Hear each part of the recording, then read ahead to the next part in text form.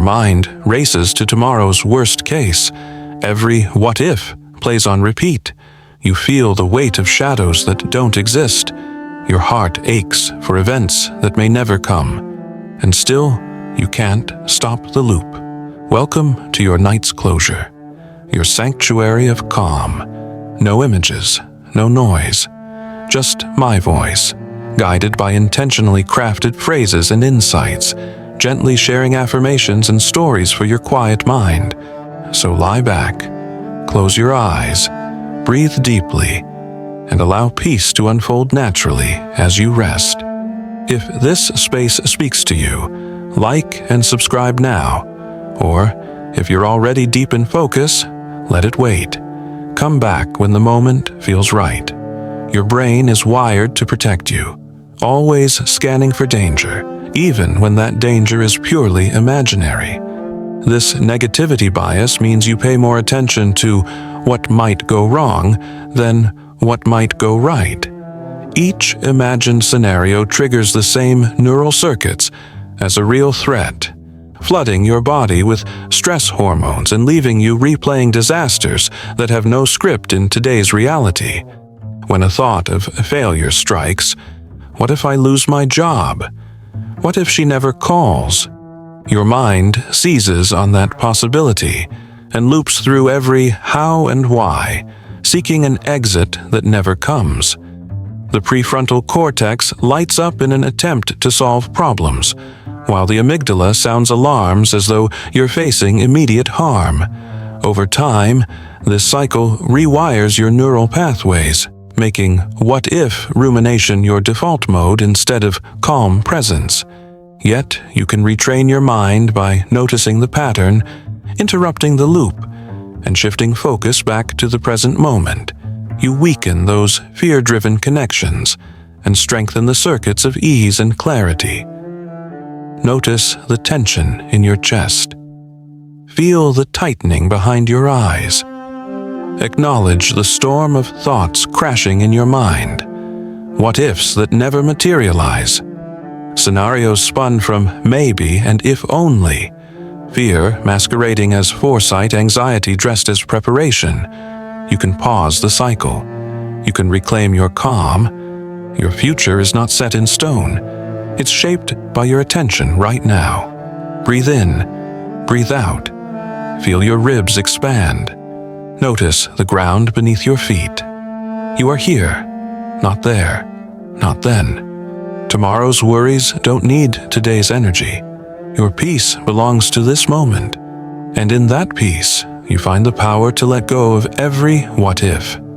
Heartbeat quickens, mind on overdrive, shadows of doubt, imagined failures, a silent battle inside.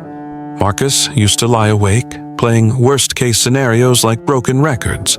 What if his business pitch flopped? What if his friends abandoned him? What if the life he planned never unfolded? Each what if was a phantom he fought alone, until one night he decided to test the reality of his fears. He started with tiny experiments. The next morning, Marcus drafted an email to a potential client he'd dreaded contacting for weeks. His heart thundered as he hit send, expecting rejection. But instead, the client replied within the hour, curious and open to meeting. Marcus realized the fear of failure had been more paralyzing than any real no. Emboldened, he moved to his next experiment. He invited his closest friend, Hannah, to review his business plan. He braced for criticism, anxiety knotting his stomach as he waited for her feedback. To his surprise, Hannah didn't just offer constructive advice. She encouraged him, praised his ideas, and even shared contacts who could help. The imagined judgment he'd rehearsed never came to pass. That evening, Marcus sat on his balcony, the city lights flickering like distant stars. He felt the familiar pull of doubt. What if this momentum dies? But instead of spiraling, he reminded himself of his morning successes. He took 3 deep breaths, each one anchored in the proof he'd gathered. Yes, people could be kind.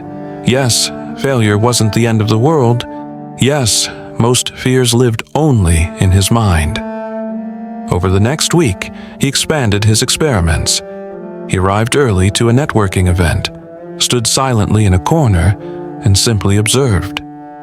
When someone glanced his way, he offered a nod rather than a pre-planned introduction line. Conversation sparked naturally, with strangers drawn to his calm presence.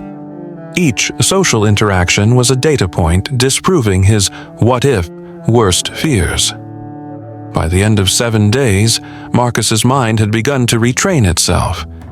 The amygdala's alarms quieted in response to real outcomes, not imagined threats. His confidence grew, not from grand success, but from a series of small victories that built a new narrative, one where what if became what if it works. Silent experiments revealed truth data over drama, proof over paranoia. These tiny tests transformed Marcus's aura. He moved with more ease, smiled with genuine warmth, and felt the magnetic pull of his own calm. No catastrophic loops, no imagined storms, just real results guiding a new mindset. When you challenge your fears with small, controlled risks, sending that message, asking that question, approaching that stranger, you collect evidence that reshapes your neural pathways. You teach your brain that most what-ifs are neutral or even positive, and that your peace doesn't depend on perfect outcomes. Next, we'll build on Marcus's method. Daily micro-challenges to test your own fears. Rituals to record and reflect on real versus imagined results. Techniques to weaken the negativity bias and strengthen calm clarity. Stay here a moment, breathing. Notice how your chest expands. Allow the possibility that tomorrow's worries can be tamed, one tiny experiment at a time. Small wins build big confidence. Each test chips away at what if. Evidence over emotion. Proof replaces panic. Your peace grows with every try. Begin a 7-day reality check challenge. Day 1. Send the message you've been avoiding. Feel the fear. Press send. Then note the actual outcome, often kinder than your worst-case script. Day 2. Ask a friend for honest feedback on one what-if worry. Listen without defense. You'll discover it's rarer than you imagined. Day 3. Approach someone new, at the coffee shop or the park, with a simple nod and hello. Count responses. Most are warm and neutral, not hostile. Day 4. Volunteer for a small risk at work, a brief presentation or sharing an idea. Document the real versus feared reaction. Day 5. Try a no expectation date. Invite someone out for coffee with no agenda. Notice how removing pressure softens the experience. Day 6. Journal for 5 minutes on outcomes that frightened you but didn't happen. Contrast your imagined drama with the calm reality. Day 7. Reflect on all your data, your audios, notes, journal entries. Celebrate how many what-ifs never materialized and how your calm held steady. Message sent, not feared. Feedback received, not devastating. Stranger greeted, not rejected. Idea shared, not ridiculed. Date enjoyed, not disastrous.